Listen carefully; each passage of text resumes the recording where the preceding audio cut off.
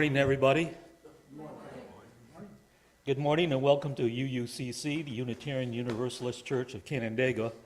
We are a group of spiritual free thinkers who gather to celebrate life, build community, and better the world. Wherever you are on your spiritual journey, you are welcome here.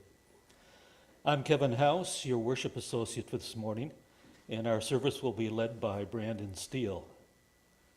Welcome back, and thank you, Scott Wright, for providing music for us this summer. Pleasure. This service is also being live streamed to our YouTube channel. We plan to continue with hybrid worship services so you can join us each week here in person, on Zoom, or later on YouTube. If this is your first visit, welcome. We invite you to sign the visitor's book in the entryway. And whether it's your first visit or your 1,000th, we are glad that you came. To help us connect better with our friends watching from home, please turn around and give a wave to the camera. Hi, everyone. At the end of the service, we will invite our friends on Zoom to turn on their cameras and return the wave. I have a few announcements to share with you today. If you have a joy or sorrow to share, please fill out the card on your chair. We invite you to bring them forward and place them in the basket after Scott rings the chimes and begins to play. This basket right here. On Friday, July 26th, we will gather at 5:30 p.m. for grain bowls and games. We invite you to bring an ingredient dad and a friend. Naples Pride will be on Saturday, July 27 from 1 to 6 p.m. at the Naples Memorial Town Hall, 135 North Main Street in Naples. All are welcome to come, celebrate, and cultivate our diverse community. Visit naplesnewyorkpride.org for more details. Mark your calendars now for upcoming UU Climate Justice Revival, From an Extractive Age to the New Era, on September 28 and 29. We'll meet on Saturday morning for the first part of the program, followed by lunch, and then continue the weekend with a service shared by UU churches across the country to help us gear up for climate action. Are there any other announcements for the good of the community? As we prepare to be fully together, I remind you to silence your phones and devices. We now enter into a space of worship.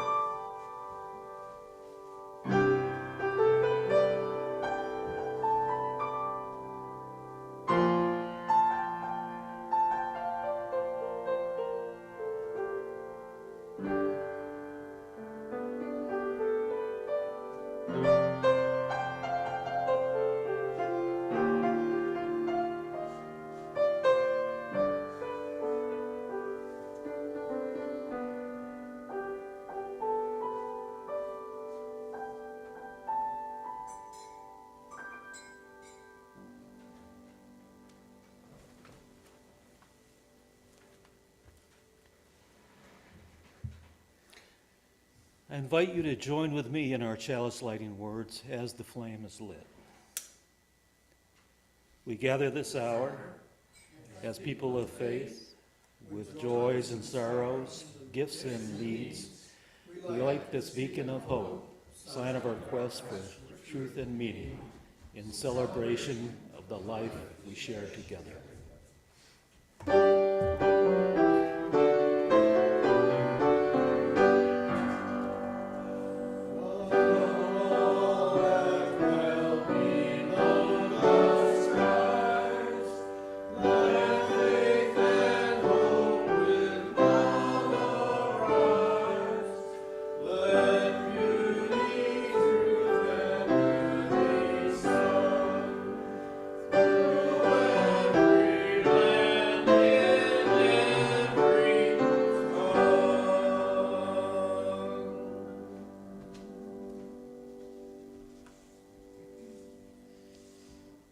Good morning.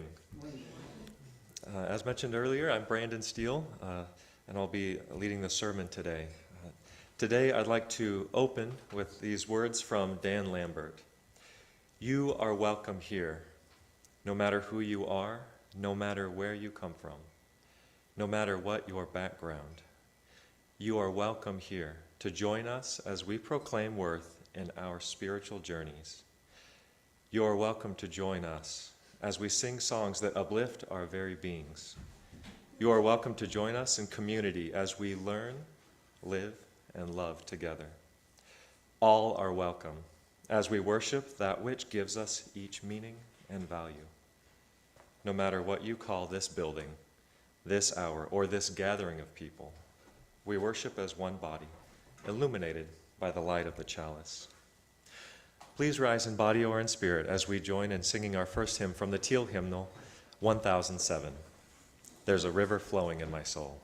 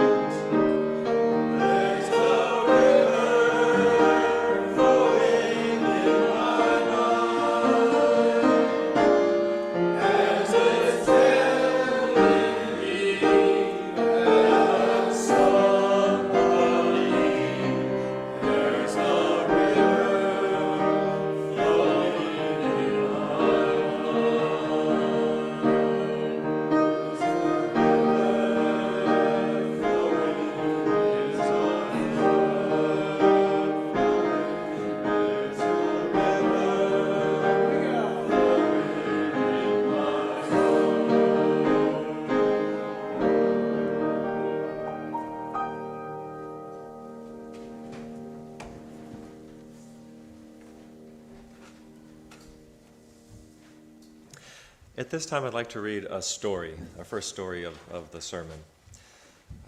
I selected this because it starts with riding a bicycle, and as some of you know, I love riding bicycles. I don't do it as much as I used to, but there was a time in my life when I rode my bicycle 12 months out of the year. And I just, the weather and being outside and being a part of nature is something that I really enjoyed. And I hope that this story is something that you feel that connection to as well, as we think about ourselves and how we relate to that connection we have with the world around us. This is Beauty Following Us by Christine Slocum in Braver and Wiser. It was no surprise to me, each early winter sunset, I rode my bike home from work and found myself beneath a river of feathers and squawks upon reaching the community center. Thousands of crows would fly in a stream into the heart of the city. I heard rumors that they roosted together in Buffalo's largest cemetery. Each evening, I'd bike home from work and get the car and pick up my children.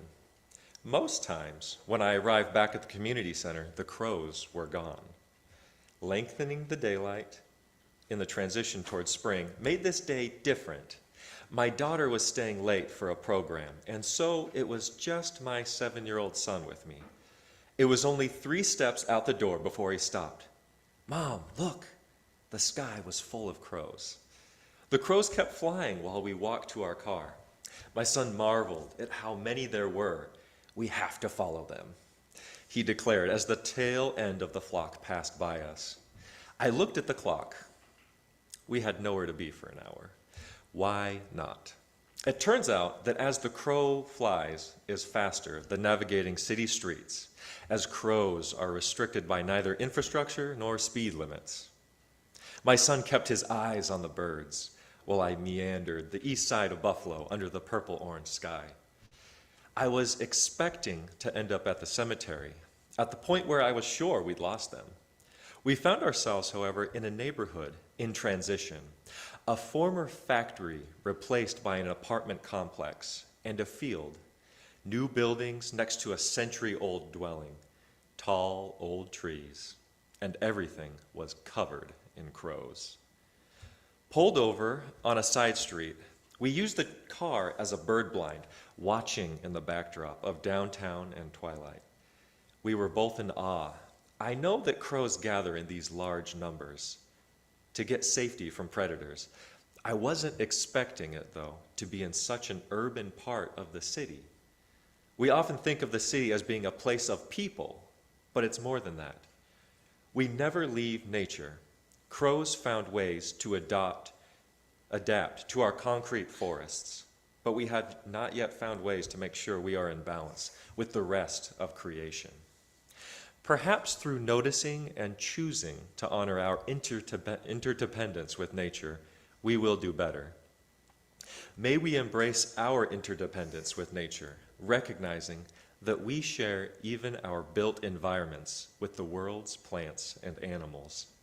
May we create sustainable lifestyles that honor the world as the home for all living things. May we notice how nature's beauty follows us wherever we are.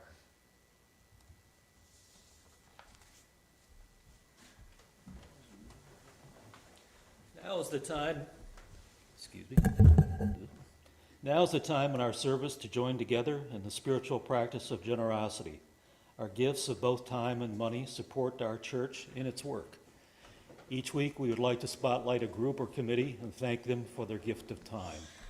This week the group is the Gardening Committee, and people interested in finding out more can contact Lynn Cronice.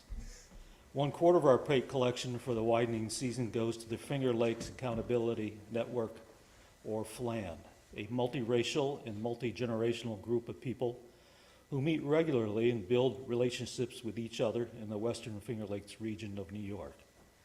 Committed to the interracial work of cultivating a culture of curiosity, courage, and commitment to dismantling systems of oppression, members of FLAN start by looking within ourselves, focusing on the necessity and joy of racial healing, ecological justice, and equitable food systems. You can give to this morning's offering by placing cash or a check into the basket or by one of the options on your screen. Please make a note that your gift is intended for today's offering. We now gratefully accept the offering.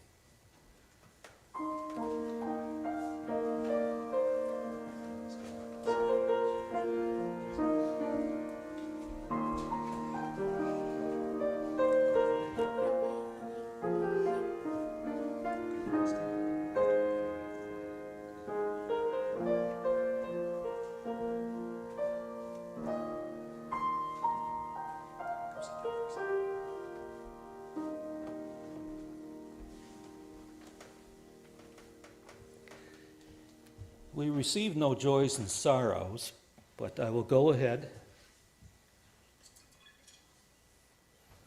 I will now drop a stone for these and all the joys and sorrows left in the silence of our hearts. Whatever is in your heart today, we are with you.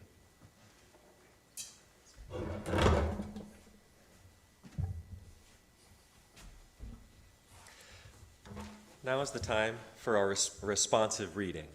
I will read a portion of what's cast on the screen, and then you as members of the congregation will read the other component.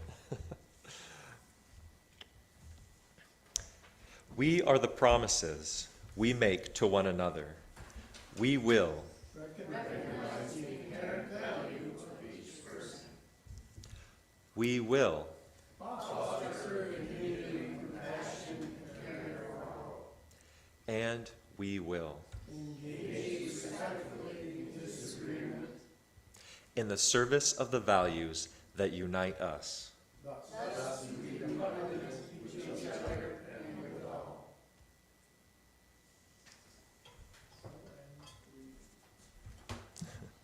Now we will do our centering and shared silence. Of course, by shared silence, we mean the absence of grown-ups talking to one another. So let us get comfortable in our seats. Maybe the children among us would like to lie down right on the comfy rug. And wherever you are, let your breathing slow. Your eyes fall closed, and take a few moments to just be. Take a deep breath in and let it out. May the silence we hold together continue to bring peace to our hearts.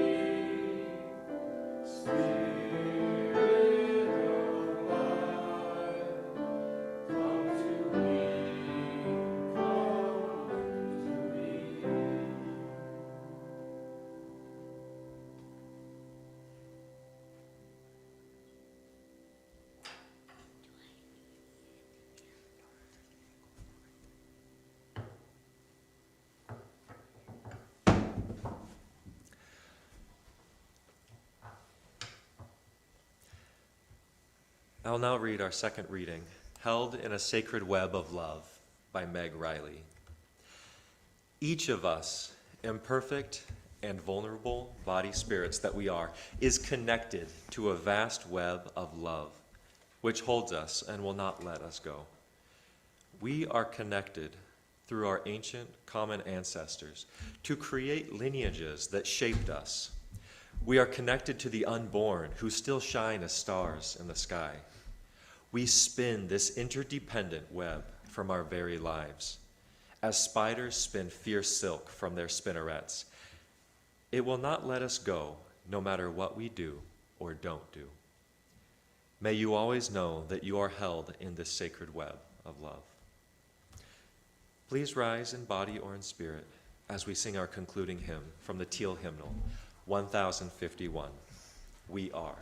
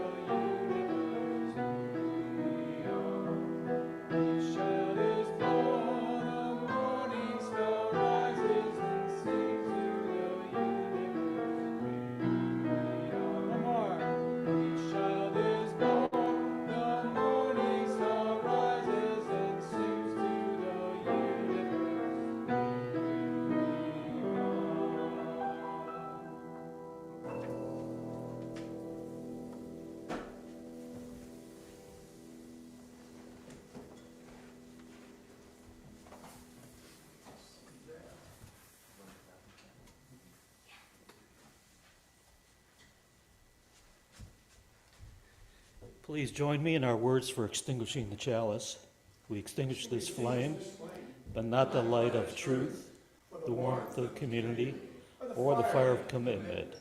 These we carry in our hearts until we are together again.